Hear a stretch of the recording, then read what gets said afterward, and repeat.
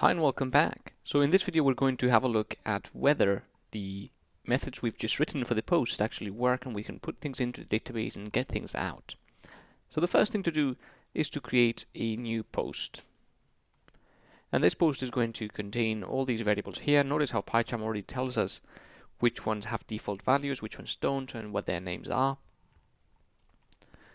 So blog ID is going to be 123.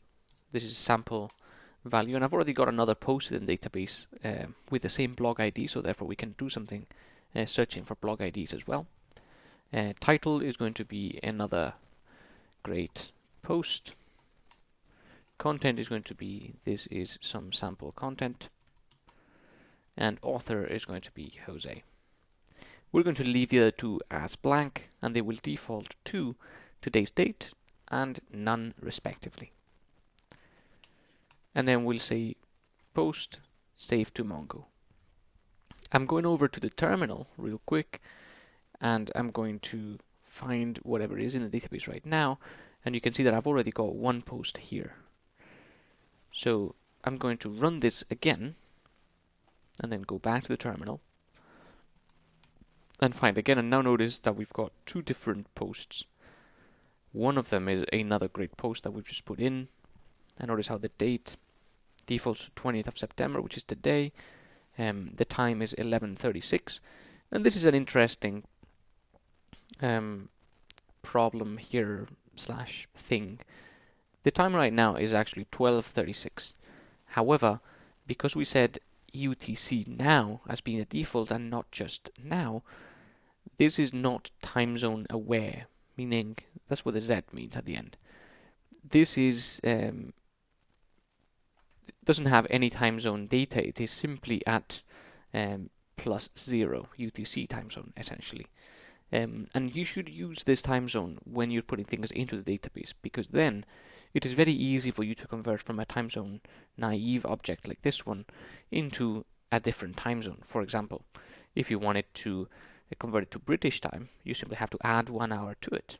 However, if you store it in British time and you wanted to convert it to American time, you'd have to know how many hours you've got to subtract from British time to make it American time.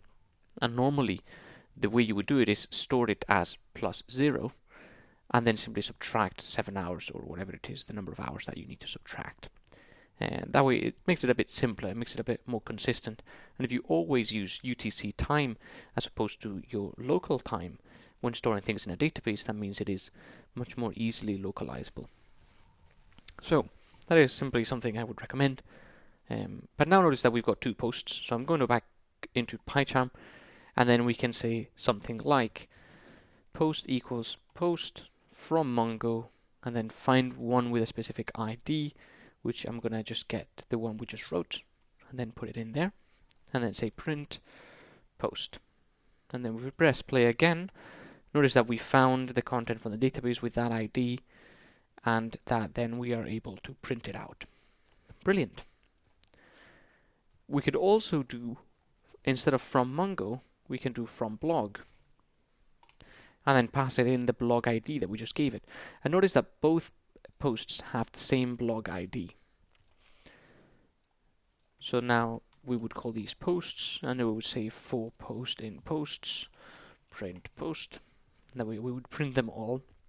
Do remember that the from blog method is not a find one call, it is instead a find call, so it would return a cursor. And then we press play, and notice how we get both blog posts printed out here into our console. So this is how we would do that. And now we are finally able to move on into doing exactly the what the aim of this app is, which is to create the blog and allow users to interact with it and write their own posts and things like that. So I appreciate this section is a bit long. We're introducing a lot of new concepts in here. Do remember that we've got the Slack channel for any questions, and just keep going at it, because at the end of this section you'll have understood a lot of the things that are going to be the foundation for the remaining things in the course. So just keep at it, don't lose motivation, and I'll see you in the next video.